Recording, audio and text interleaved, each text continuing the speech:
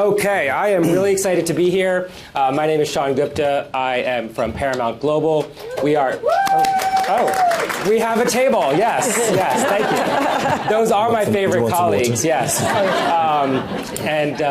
We are huge supporters of Asia Society and its cause and its mission. And it's an honor to be here. It's an honor to be a supporter. And I'm really honored this year to be a moderator. And boy, did we bring you some star power this year. So I'm going to read you these bios and just try not to fall out of your seat, okay? So first, I'd like to introduce you to my friend Anjula Acharia. She's the founder and CEO of A-Series Investments and Management. And so she works as a talent strategist and a strategic investor and advisor to a multitude of consumer tech and CPG startups, including 2 early-stage investments which have grown to billion-dollar unicorns. You've probably heard of them, ClassPass and Bumble. She has an extensive portfolio of various different startups, and she also joined BuzzFeed's board of directors in the fall of 2021.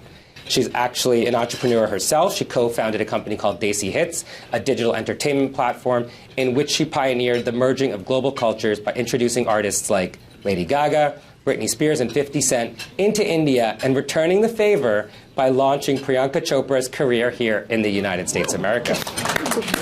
And thank God she is still Chopra's manager to this day. So something is going well. And as you know, Priyanka Chopra and both of you are having an incredible year, so congratulations. If you haven't checked out Citadel, Priyanka Chopra's show on Amazon, you must check it out. I love that plug from a competitor. I didn't get an applause from my table. See that? They looked at me. They looked away. I looked at them. They didn't look at you. Yeah, they're like, Sean, stop it. So welcome, and I'm so happy to have both of my friends here.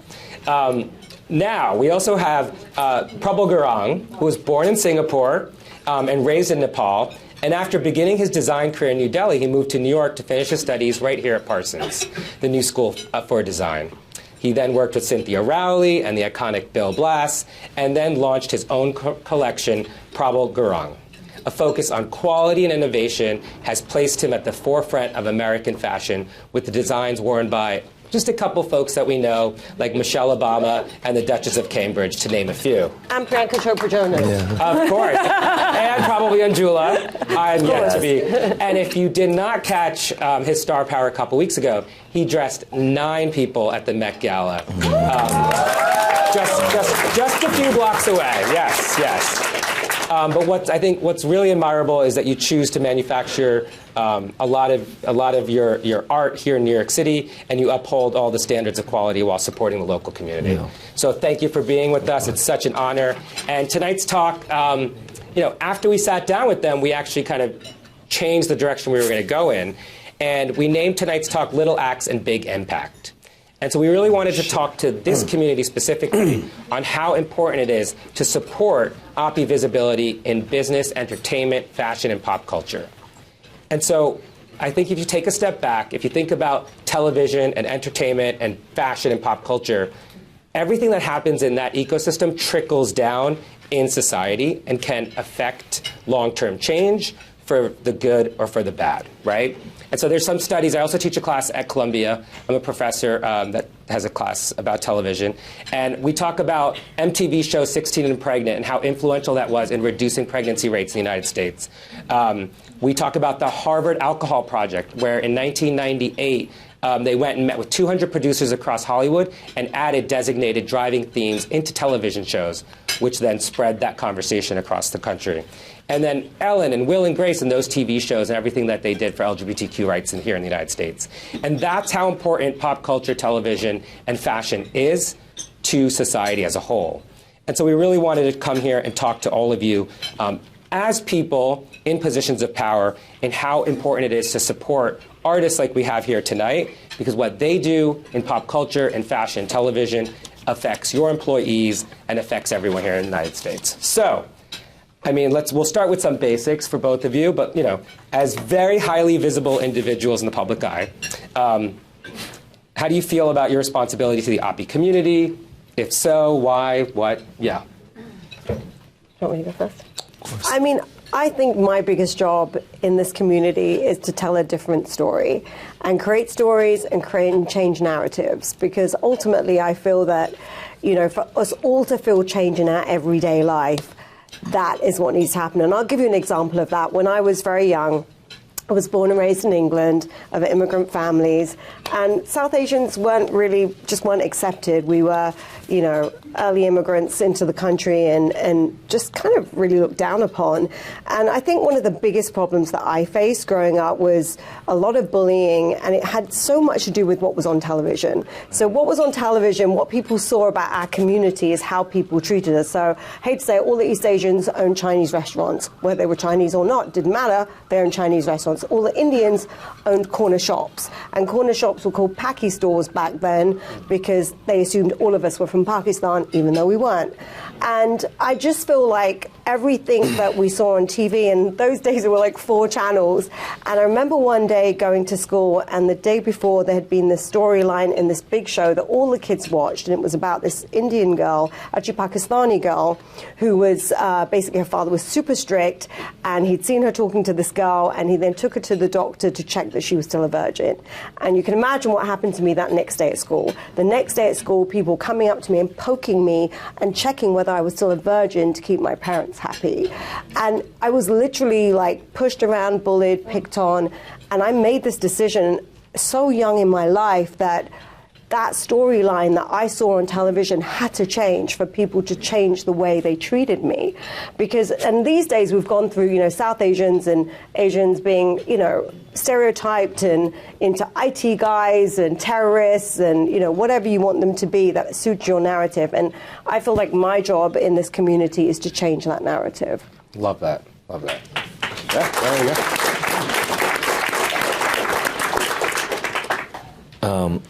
Before I started, my voice is slightly cracking. I had a really intense Met Gala.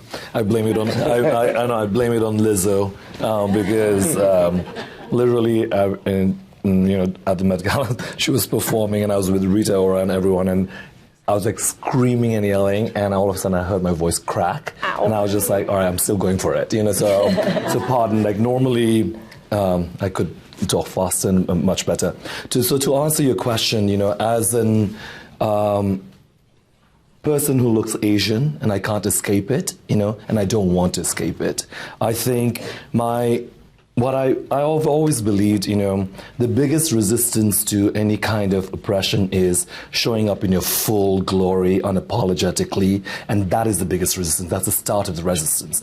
So I've always known that. I've had a great mother, incredible mother, who always made sure that we were embracing and celebrating and unashamed of our heritage.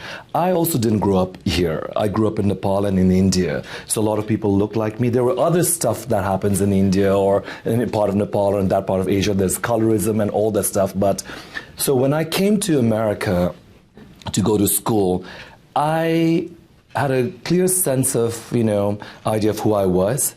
And I believed in this PR pitch that America gives, that everyone is welcome. You all will be treated equally. But that is such a vacuous PR pitch. You realize you can't escape it.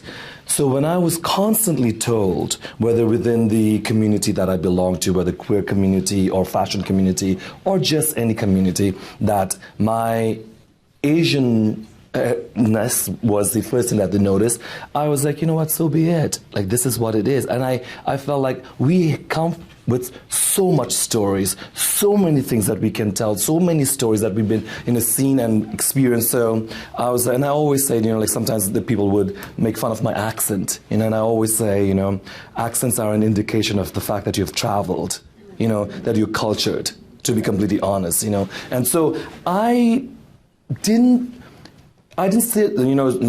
set out to become a role model or anything like that. I still don't consider myself that, just so that you know. I was just like, what, I'm fully going to embrace my heritage because that is who I am. Who I am is my identity, what I do, how I feel, what I believe in. And I grew up with incredibly strong women and back home in Nepal and in India, and I'm here as a designer because of these women, like, let's say, Priyanka Chopra, Anjula, or let's say Anna Wintour, Michelle Obama, Oprah, who worn my stuff, who believed in it. So, if there's one besides being I would say representing the AAPI community, my constant goal is to make sure we dismantle the patriarchy. That's my biggest goal through my work. So, yeah. Yeah, let's do it. Yeah. Slightly changing the topic, but yes, yeah. So we'll get back to dismantling the patriarchy in a little bit, but and I'm going to call Lizzo. But before you continue, Yeah. the reason why I do it is we all know, we grew up with Hindu mythologies and stories of goddess Durga, when all the gods, the male gods, couldn't handle and deal with fighting the demons, they called on goddess Durga. And it was a woman who solved everything, and my mom's name happens to be Durga too. So yeah. Anyway, awesome. Going back to you. No, it's awesome. Awesome. Yeah. So we have a lot of prominent AAPI leaders here from these, major brands here in the United States. So let's separate this. There's leaders in entertainment and fashion can change the conversation about Asian Americans, and then I would love to kind of address this crowd. What can these leaders do to support what we do in entertainment and fashion to help change the conversation? The challenge for our world is the creative arts, fashion. It's often underfunded, right? Yeah. It's often seen as this thing that, it's not a must-have. Right. It's a pleasure to have. It's, a privilege. And given the work that we do and what we're all trying to achieve here tonight, it's actually a must-have, and I'll tell you why. Because nothing transcends like the power of pop culture. And I'm going to give you an example. So I'm sure you've all seen Crazy Rich Asians, right? So two things that happened after Crazy Rich Asians. Suddenly, Asian guys became really hot, right? And everyone I know was like, oh, that guy from Crazy Rich Asians, I forget his name, but he was really hot, and he normalized Asian men being hot in mass culture. So what does that do? When an Asian guy goes into an interview, he's treated normally. When an Asian guy goes for a promotion, he's treated. It's normalizing, and without supporting our movies, our fashion, our culture, our art, this stuff is not normalized. And we also need platforms like you to normalize our content and greenlight it so we become mass stories. And the other thing is like storytellers, people that write the scripts, create the content. We need to give them a platform, so we need to fund them. I'm in the startup world. I work in venture capital. I'm all about funding. And I funded a lot of South Asian and women, and it all starts with that small seed check. It always starts with that small thing. And I feel like for this room, there's a lot of money, but even if you just carve out a tiny bit of money, I remember I went to Prabal's show just so recently, right? And, Prabal's known as a very sort of, and I hope I get this right, but I think you're known as a very American, even though you're Asian, but a very American mainstream, designer. But when I went to his show, there were all these tiny nods, just so effortlessly done to our culture. And I felt so seen, and I felt so visible, and I saw that transcend across, all the media that picked it up, seeing something that looked a bit sari-esque, something that looked a bit Asian, and I was just like, this guy's killing it, because he's making our fashion. And it's so weird. I went past Laura Piano the other day, and they've got an Indian Punjabi suit in the window, and I credit people like you for that, because you've pushed the envelope and you've brought these this culture into the mainstream where now everyone's approaching it. But I would just like to say, guys, get your checkbooks out, because if you want your kids to be treated normally, the storytelling and the cultural shifts that we are creating is what's going to make that happen. Thank you. Absolutely. I love that. Absolutely. I love that. Let's. Well said. And you know what else she taught me about 7 months ago is that the content that you're mentioning, Crazy Rich Asians, Never Have I Ever, Indian Matchmaking, Wedding Season, those aren't niche shows anymore. Right. If you actually pull the KPIs and look at those shows, those are mass audience shows. So you don't need to look for niche budgets and think that these are stories for niche audiences. These are for global audiences, and we do need investment in that space. And on that note, since you brought it up. Yeah. Also, this stuff makes money. Yes. So Yes. I always tell Sean, you got to go in with a money story. I'm a venture capitalist, you know, I'm not trying to do this for like any other reason but trying to make you guys money or trying to further the story. And, you know, ultimately myself, Priyanka Chopra and Mindy Kaling sold a movie not too soon after Crazy Rich Asians, and we went to all the studios, and every single studio wanted to buy this movie. And because we went in with a revenue story. Like, we went in, I was like, Crazy Rich Asians did $280 million at the box office. They did this, it made money. And the thing about studios, they're like venture capitalists. Every time, like, you get a big company like Uber, suddenly everybody's looking for their next Uber. And the studios are like, oh, you know, the night the museum happens, everybody's now looking for their night in the museum. Everybody's now looking for their Crazy Rich Asians. But the other thing is, you also got to support these things. Like, you know, not just going to the movies and seeing them, but like, you know, getting your communities to go and see them, because that furthers it. Anyway, I'm going to go on. No. I love that. No, I think I'm glad you're saying a lot, because you're making sense. So I agree with her. Yeah, Good job. Good job. I think what you would argue, there's executives here from Medtronic and Citi and Goldman. Internally, you make sure that your companies understand how all of this makes money. But also, I like to go back to what you said. When you go home, you realize what you're doing for the next generation. Yeah. Right. Normalizing a lot of storytelling and changing those narratives that we were falsely fed, 10, 20 years Well, if you can't see it, you can't be it. I mean, if you've got, the sad part is that the stories that are being told by not our people, but about our people, are narratives which don't suit us, right? But when we get power and we can tell our own stories, we can tell narratives that suit us. So the next, Succession will be about a big Asian family, and then it will be normalized that Asians are really smart business people and they, have soft skills and they have, all of that kind of stuff. It's true. I'm going to pass it to you. No, I don't have anything to say. We talked a lot about TV, but in the fashion space, how can this community and these brands support your efforts, your art, and what your friends and your peers are doing? I have an answer if you don't. If you do want to, go for it. I'm just echoing what she's saying. It's like, talk is cheap. Yeah. It really is. It's like, if you really want to support art of any kind that affects your life, affects the way you see people, how you feel, I always feel like art is the sole reason why you feel alive.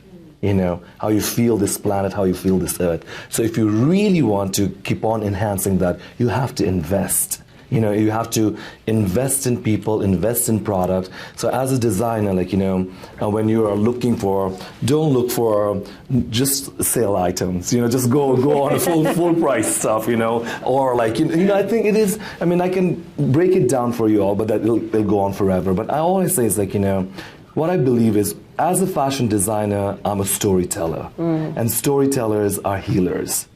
That's my job. At the end of the day, I may dress XYZ person who's famous, and I love dressing, people who are, let's say, sometimes an unsung heroes, everyday heroes, right?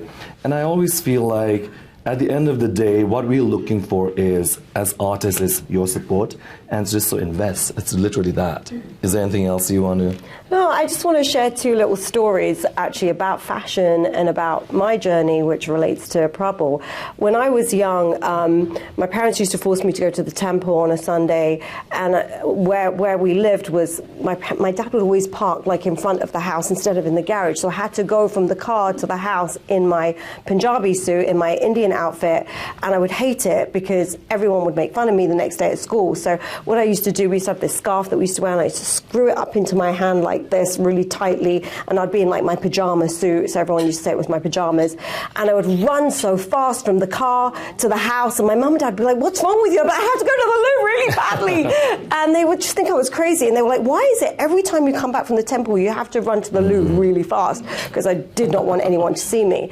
Anyway, years and years later, actually Anita and I, we ran Desi Hits, and we dressed the Pussycat Dolls in saris, and I wasn't even really into fashion at that point. I just wanted to do something dramatic.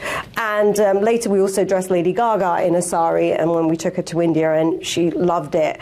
And the amazing thing that happened was, Anita will attest to this, we got so many emails from people saying, fathers and mothers saying, my kids hated Indian clothes. They felt so ashamed of them. And seeing Lady Gaga and seeing Pussycat Dolls and seeing Katy Perry in these Indian clothes, like, now they want to wear them, and their friends are saying, why did you not show me these clothes that you have? Right. And it was such a shift, and I remember just feeling like so profoundly happy that these parents had been sending me these emails saying this about their kids. And I was like, wow, the power of fashion, you know, to make someone accept who they are, to make someone feel proud of who they are. And like I said, that was why it was so moving to me when I went to your last show, and you had all these nods to South Asian culture. And, you know, and there's Prabal, you know, dressing the biggest stars in Bollywood and the biggest stars in Western pop culture, you know, Rita Ora, and who are some of the other people you dressed? Alia Bhatt. He's like, who did I dress? And Did you dress Quinta. I mean, so many. He dresses so many people. Yes. But the thing is, those stars being dressed by an Asian designer, like, that shifts too. That shifts everything. So anyway, I just think fashion really does create a movement, and that's why I think it's really important to support Asian designers. No, I love that, and I really do think fashion is art, so I love that. And you're hired. How much are you going to pay me? I can't afford you. I just You can dress me. Let's negotiate the deals later over dessert. And so I think we talked a little bit about this question here, but how do you think the public perception of Asian Americans here has changed from maybe 20 years ago? I think you should. I think it has drastically changed since the time I came here. You know, when I came to America, especially to New York, when I said, oh, I'm from the... First of all, my name is difficult for people to say it. They're like, is it Pablo, Pebble, and whatever it used to be? Yeah, and it is. And I was like, and when I said I'm from Nepal, that, oh, New Paltz, New Jersey. That's what they thought. Okay? And I didn't even know where that was, but I was very patient about it, as I said, because I didn't grow up here. So I traveled across the globe, and, you know, I learned to... I don't know, like, how do you say, gracefully interact with and different kinds of people, different walks of life, and, you know, share your culture and stories. So when I came to America, like, what was really astounding to me is you really can't escape your race. You know, they don't see you beyond that, okay? And that was then. And I worked under different, you know, like, designers, and eventually, as I started to, you know, when I launched my collection and I started to build my brand, it really hit me profoundly when I dressed Michelle Obama for the first time. What it did was immediately it put a country like Nepal on the map, right? And people started to recognize it. And I'll never forget the conversation that I had with my mother, and when I was, you know, trying to show off, like, I'm dressing all these women and all these celebrities, and she had told me, well, you need to dress Michelle Obama, then we'll talk, you know. And so, typical Asian parent. Yeah, exactly. Yeah. Bar up here. Yeah. And so a year later, when I was in Paris, when she wore something, I called up my mother back home in Nepal. I talked to her every morning, and I said, so let's talk. And so she knew what it was about, and she said to me, I'll never forget this, she said, you know, your success has never been, will never be about you. It belongs to other people, it belongs to the country, it belongs to the continent, it belongs to everyone who has been unseen for such a long time. You know, and she said, so what you're going to do with your success and your recognition is going to be how the world is going to recognize you, and how you're going to define the rest, you know, next few years of your life or the rest of your life. And so when I look back at it, it was in the fashion industry, when you were casting models for the shows, it would be, all right, mainly Caucasian. Laura, you got 2 black models, 2 Asians, and you're good. That was the conversation. So I fell into, you know, I say that the industry is in a colonial trap. Okay, and the world is in a colonial trap. We all are. And when you look at what we think is good, what we think is chic, tasteful, what is considered good looking, all that, it is so through colonial lens and taste. So I understood that. So the minute I started getting power, and I initially had to play the games, like, you know, making sure I got into pages of Vogue, make sure I got the blessing from Anna, I got, you know, all that stuff when I played. When I had that platform to tell a story. Michelle Obama, all this stuff started happening. I was like, you know what? I'm going to change the narrative. So I started flipping it, and I would tell my casting directors, you know how we used to cast like 2 black models, 2 Asian models? Let's flip it. Oh, I love that. And let's flip it. They didn't understand. So one thing that about me is like, I am very patient. I know I'm very persistent, I'm very patient. It's just a matter of time I'll get to where I need to go. I've always been that way, you know? And slowly changing. I remember talking about all this stuff, not seeing people like me. This was way before Crazy Rich Asians. It was like 10 years ago when I was talking about this. Everyone in the industry was, what the hell are you talking about? You know, you're going to lose business. There were 3 stores that dropped my collection because I was very vocal about all this diversity, equality, all this stuff. Cut to, I think the industry changed after the death of Mr. Floyd. That's when I think the drastic shift happened, because the majority had to wake up. Majority had to realize we are here, what they had been oppressing us, and so that shifted the conversation in our industry. The conversation around diversity is not just about race, about gender, about size, everything. I made sure, I was there, doing it right, not because I wanted to prove a point.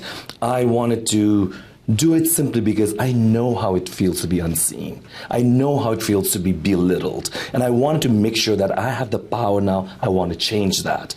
And I did that. And I remember, for the longest period of time in my industry, I felt I was a lone ranger. I really felt alone. And I would talk to my mother constantly and my siblings, and I was like, I know this is the right path, but I know it is also an arduous and hard path. And my mom said, stay the course. And then I'll never forget, a couple of years later, then editor-in-chief of Glamour magazine, Cindy Levy, said to me, we were at this women's lunch, and I was the only guy who was invited there, and she said to me, how does it feel when the culture catches up to you? I didn't do it because of that. I did it simply because I knew I had the platform. I was privileged enough to follow my passion and what I love doing. Fashion and creating clothes is all I love doing, and sometimes it's better than sex. Let me just put it out, okay? And it's it really is, and most of the time, okay? So if you live in New York, you know what I mean. But anyway, so I'm single, that's why I can say stuff like that, okay? So, but anyway, so going back to, it changed the. But now cut to, as Anjula said earlier, Priyanka coming over, Crazy Rich Asians. There was a series of things started to happen. Us doing Diwali party, me being there. Another thing, like it or not, our current vice president, and to everything started falling in place. And also, the Western world, the European world had to realize for them to stay in business, they needed us. Yeah. They needed us, and they were for the longest period of time they were nitpicking our culture and making sure it, whatever served them, they took it. Okay, and whatever didn't serve, they discarded it. Okay, and handpicking us. Yeah, of course. Oh, you'll do, but you won't. Oh, yeah. You're good, but you're not. Exactly, and pitting against each other. Right. And then us pushing each other aside because we think there can only be one of us. Yeah, and so eventually now, when they realize it, so I look back at it and. What I've, it's changed. Obviously, it's changed a lot, and it's exciting to be here. All that stuff, changed. The change that I see now, I never thought it would happen in my lifetime. Let me just be honest. Especially in my industry, I didn't think it was going to happen, and it happened. And that's the beauty about fashion. It changes fast. Yeah. It changes really super fast. So that was great about it. Do I think the work is done? Far from it. Far from it. But I'm glad that we are. In this particular moment that we are able to, share a collective story and see how far we've come and how far we need to go. Yeah. And to add to that, I mean, so much there to unpack, but to add to that, I just want to say, well, on one hand, I think we've come really far. It's a bit of a dichotomy, right? But on the other hand, we're still dealing with Asian hate. People are being pushed onto the tracks. Sikhs are being shot. All these things are happening to our community. And I just want to make a point of saying it's our community. We are all Asians together. Yeah. And we're all getting it from every side. But there's something that I think we're at the end, so I want to leave with something really positive. And in my travels and what I've seen, I came from England 20 years ago, and I'd never experienced privilege because South Asians aren't looked upon well in England, mainly working class, really struggled for everything. But I came to Silicon Valley and I suddenly experienced privilege. I was a South Asian woman with an English accent. I raised money like this. Everyone assumed I was smart, even that's debatable. But I was like, oh my God, I've never experienced this. And I think someone's alarm's going off. I hope, is that our time? No, you're good. Someone's bedtime. Yeah. But what I wanted to say was, it was like this Asian community, and all of us, I don't mean South Asians, East Asians, I mean Asians in general. You go to Silicon Valley, you're considered smart, sharp, fast, and best ideas, best engineers. And back in the day when I first got there 20 years ago, we weren't actually considered leaders. They used to say that we didn't have the soft skills to be leaders, but we had the engineering skills. Hell, look at Silicon Valley now. Look at the CEOs. See who they are. We've got the skills to lead. And I think we're in this really sexy time for Asian people where we can really control the narrative, but also control business. And, it's funny. Someone was saying to me, yeah, but, Hollywood's still Hollywood. And I said, but have you noticed that Hollywood is run by tech companies? Have you noticed that Netflix and Amazon are tech companies? And who controls tech? Now we're talking about a world of AI. Who's programming the AI? It's largely Asians, and I just think we have this incredible moment, and if we really come together and we really mean it, we support the arts, we support everything, we support each other, I think we really will be the ones picking. Yeah. On that note, one thing, and I know you guys are looking at us, and for some reasons by virtue of what we love doing, we're privileged enough to sit here and share our stories. One thing that I always keep on saying is, our community is very good at celebrating excellence. We constantly push for excellence, and I love that. But we can't forget, people who may not be able to get to that place. I feel like I look at the white culture, they get rewarded for just showing up. Okay, let me just put it this way.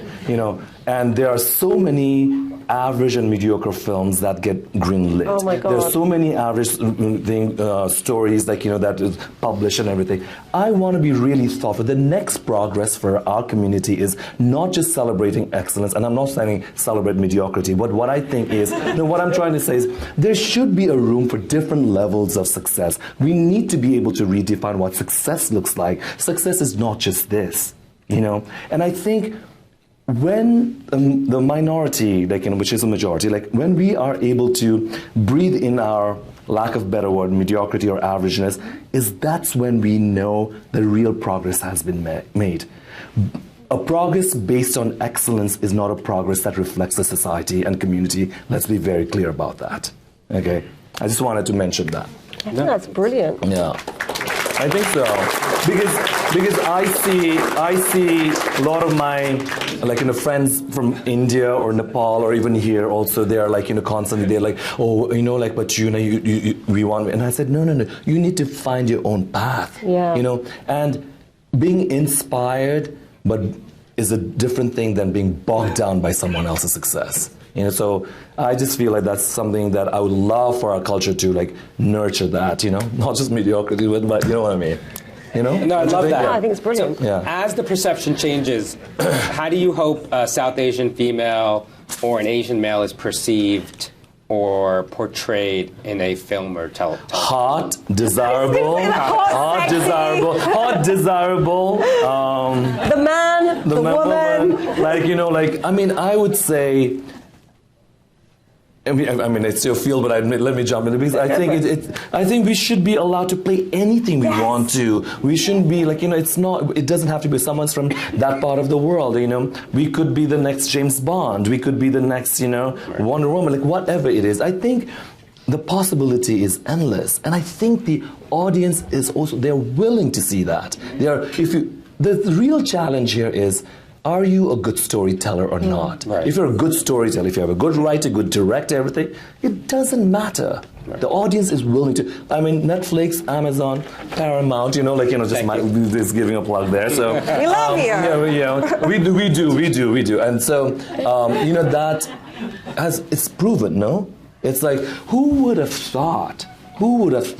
Like 5 years ago, 10 years ago, if someone said, "Oh, Priyanka Chopra is going to come and headline a show like Citadel," everyone would be like that. She made it happen. I look at her. I don't think any white audience is thinking, "Oh, that's an Indian girl." That no, right. we'll look at, "Oh, she's a badass." Yeah. But that's the thing. It just goes back to normalizing us, right? It's like I think of stories like what's that story about that family? I think it's on Hulu. What's that show? We don't watch Hulu. We just watch Paramount. Okay. What's Hulu? Who is that? Oh my God! What is Hulu? It's this really big show that you've all watched. If there's someone from Hulu willing to sponsor my show, then I'll be like, I love Hulu. It's about a white family that adopts a black kid. This is us. That's it. Thank you, Chad. So it's like these stories like This Is Us. It's just like a regular story about a family, right? I'm like, where is the regular story about an Asian family? Like, our Asian family has to be doing something really weird or quirky or whatever. Why can't we just tell human stories? Like, because we also have human stories. And again, it comes down to like falling into stereotypes. I almost feel like for something to get greenlit that's South Asian or Asian or whatever, like it almost has to play to a stereotype to fit a mold, to fit in the diversity section, it's just... But I think it's also like the minute we all are unapologetic ourselves, the way we dress, the way we show up, the real truth, then they can't escape us. Mm-hmm. They really can't. We are the majority. Instead of regressing. I mean, and I will say a little small celebration, a party like Diwali that we did last year is a perfect example. Everyone, all my fashion friends, Vogues of the world, New York Times of the world, when they walked in there, they were blown away by how beautiful we looked, and how amazing the celebration was, how unapologetically, unabashedly we were embracing the culture. And, through my work, I've always done that, but to see that outside of fashion. And, that's the only way. Now, guess what? Everyone's like, what's happening in Diwali? Yeah. They've already started asking. Yeah. It's just that. So so people that don't know what Diwali is, it's a festival of lights. Oh shit, I didn't know that. It's a South Asian festival. It's a Hindu festival, but we all celebrate it. And it's just a moment to like really dress up and have fun. And we throw a big party. Anita's here, Prabal and I. We throw this huge party at the Pierre Hotel in November, which Diwali is. And Paramount was a very proud sponsor. And anybody else that wants to sponsor. We're looking for a bigger check this year. This year we want a much bigger check. That's a lot of brands up there. But the point of this celebration is like this year, thanks to Anita Chatterjee, who runs our PR, we had literally everyone from Vanity Fair to New York Times, everyone covered it. Kelly Ripa showed up. I got a call from Kerry Washington saying, why didn't I get invited to a Diwali party? Like literally.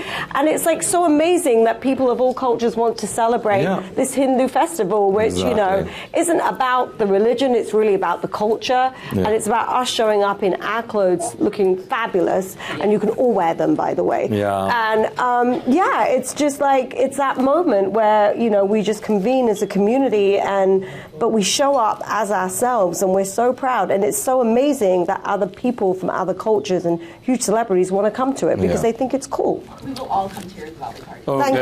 Yes. Will you write a check? That's the question. That is the real question. What table is this? City. Oh, City, yes. You have money.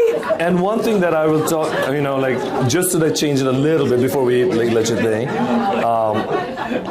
The first step, what I knew, it doesn't apply for everyone. Has a different story. Everyone has a different way of approaching.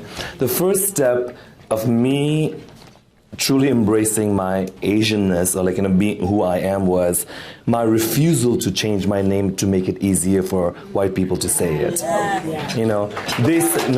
was it. They said, can I call you P? Can I call you PG? And I just said, my mom doesn't call me that. My name is Prabal. It means the strongest one. Prabal. Prabal like trouble with a P. Don't trouble. Prabal with trouble. And I said, how easy is that? So that was my first unconscious act of resistance was that. And I think that's how we need to start and that's the way of decolonizing people. Is through your name that has been given to you. That is the first step. Wow. So I just wanted to do. I just want to add to that. But that ties to the last question. Really, is like. We're like literally hijacking his conversation. No. Sorry. And the question was, how can people really, at any level, empower each other? Yeah. And so that's one thing someone can do. But like, what else can everyone do when they go back to these massive corporations here to really empower each other in the community? Take my number. Call me and Prabal and get behind the initiatives that we're doing. Yeah. Because they're big and they're life-changing. Yeah. And also when you're hiring, not that you guys do it, but what I often see is, especially in this like inclusive, diversity, like all that culture that we're living in, it's just the front of the house that looks, colorful and diverse. Mm-hmm. Change your boardroom. Okay, that is change the decision-making table. Make sure it's more than 50% people of color, women. That is the only way. Like 20%, 10% is not going to jack shit. Okay, if you really want to make a change, have more than 50% of it, and have women of color. That they are the ones who are going to lead it. More than anyone else. So that is what I would say. Invest in that. And I would say, know your numbers. That's true. It is true, no? Yeah, I agree. We don't even look at you. Look at you. That's what I'm saying when I'm talking about women of color. Look at her. She's changed what seemed like an impossible dream for so many people back in our part of the world. You've changed it. You made it happen. So I see it consistently in my families, in my friends, and I said, we just need it. So when somebody in your companies, they say 10 to 20%, don't take it. Demand more than 50. That's what it is. Okay. Yeah. And, let's take, we have a couple minutes. Let's take one question from the audience. Now remember, this is the Asian Society, so I have really high standards for your question. We get to pick. This is not, a morning talk show. So, are you ready? As he does his tie. It's not a morning talk show. Yes, it is. Yes, it is. You look very handsome, by the way. Yeah, I like that. Thank you. Thank you. Nancy from Citi. Yes. Hi, thank you so much for being here today. So I have a question that I think has always come up, with both my friends who are of color and not of color, and that's around cultural appropriation. Mm-hmm. Yeah. And since you guys both work, in both, pop culture and fashion, what are your thoughts on that? Because certainly it's great to have people adopt your culture, but also it depends on what their intentions are. Yeah. Right? You answered the question yourself. Exactly. I'm just going to say that. You answered the question. It depends on the intention. We can nitpick all the actions and everything, but I think it's the intentions and who is it benefiting. Most of the time, I love it. Yeah. I'm trying to get everybody to wear Indian clothes. I'm trying to get everyone to be Indian because 1/5 the world's population is Indian. Yeah. But the point is, I feel like, the more we merge cultures, and my whole story has been about cross-cultural. Mm-hmm. I launched companies in India and bought companies here and launched celebrities there and bought celebrities here. And I love it. I think it's real inclusion. And I think it's horrible and scary when people are made to feel like they are appropriating. So, for example, at our last Diwali party, I think, the press made Kelly Ripa feel that way. She came, really? Yeah, she came wearing an Indian suit, and she was kind of criticized in the press for why was she even at a Diwali party, and, she was a picture of her wearing it. Happens all the time. Right, and I know that her intention was to be a part of a beautiful celebration. So I feel, I feel like I love it, and I feel like, it's really about the intention. Yeah, I agree with what Anjula is saying. It's it's all great. It's like at the end of the day, it just becomes about what the intention, who it is benefiting, and sometimes I also think we need to learn how to have a dialogue. Yeah. And not scare people away, because that's the other thing. We scare people away from embracing our culture, because they feel like they're going to get accused of appropriation. Yeah. And that's also the opposite. And my goal is to make people love the way more people like me, so I'm the most desirable and liked person, that's the goal. That's the goal. Anyway, next question. One more. Yeah. We have one at the the back. Name, company, table number, yeah. Oh shit! Hold on. It's not an auction. I have a mic. Oh wow! You've got a very strong voice, so we can hear you. No, she's got really. Yeah. Did you say Punjabi? Yes. Yes. Mainu Punjabi gal karni aandi hai. My name is Amanpreet. I am from the Bloomberg team, so thank you so much for Asian Society and everyone for allowing us to be part of this incredible event, and thank you both for being here. My question is that for all of us Asians, we have this, I guess you can say, the status quo that we put our head down and work hard, right? And you had mentioned soft skills earlier. How do we as Asians kind of push back against that narrative without coming across as, abrasive or trying to burn the bridge, but we walk that line of, yes, we do work hard and we're respectful to others, but at the same token, we can be leaders and have that, not aggressive, but that leadership mentality to be CEOs and these high, thoughtful leaders? It's so interesting. I love this question, and I love it because, again, it goes back to what I said earlier. I think TV shows and media has so much to do here to show that we can be leaders and we're not angry when we speak up for ourselves. I mean, it's funny. I fought my whole life against the narrative that my parents gave me, which was keep your head down, don't be seen. I grew up in a very racist environment, so it was like my mom was like, just be invisible so they don't see you coming and they don't bully you and they don't hit you and whatever. And at some point in my life, I had to make this drastic change that just to share, I watched this movie, Akeelah and the Bee, and I don't know why, but it completely, go and watch it, everybody. I watched this movie and it made me, because the little girl in the story goes through this whole kind of like change of how she sees the world, and I made this decision that I wasn't going to be this sort of quiet person anymore, and I was going to live large, and I was going to, be bold, and I was going to tell 50 Cent he needs to come to India with me, and I was going to tell Lady Gaga she needs to wear a sari, and I was just going to be really bold. And I think at first maybe I did come a bit abrasive, and maybe I was a little bit aggressive, but who gives a shit, quite frankly? Exactly. You know what I mean? When a white person is abrasive and whatever, we don't sit there and blame it on their race or whatever. We just go, he's having a bad day. Yeah. Well, we're allowed to have bad days too, you know? So I just think that, go with it. If you have a bad day, you have a bad day. Everyone's entitled to that. And remember, our culture is rooted in reverence and respect, so we'll never lose that. So just be yourself, don't be afraid, literally. Thank you very much. Thank you so much. Can we have one more from the back? I think we're wrapping. Are we done? Yeah. Well, thank you for letting me be your Ryan Seacrest and Andy Cohen tonight. So, all my dreams are coming true. We'll change that. Thank you for being our Oprah. Yes. We set our bar. We're Asians. We set our bar really high. Thank you. All right, next year I'll give cars away to everybody. Exactly. Oh, yeah. But show up in your glory, dismantle the patriarchy. Think about the colonial trap tonight. Yeah. To stay in business, you need us and you need our community. Don't forget that. Don't forget to visit this place called Nepal, New Jersey. And next time you're shopping, remember that piece of art that artist made for you, when they were making that for you, it was better than sex, okay? Yeah. Oh, I love that. Cheers. It's true. Thank you so much. Thank you. All right. Thank you.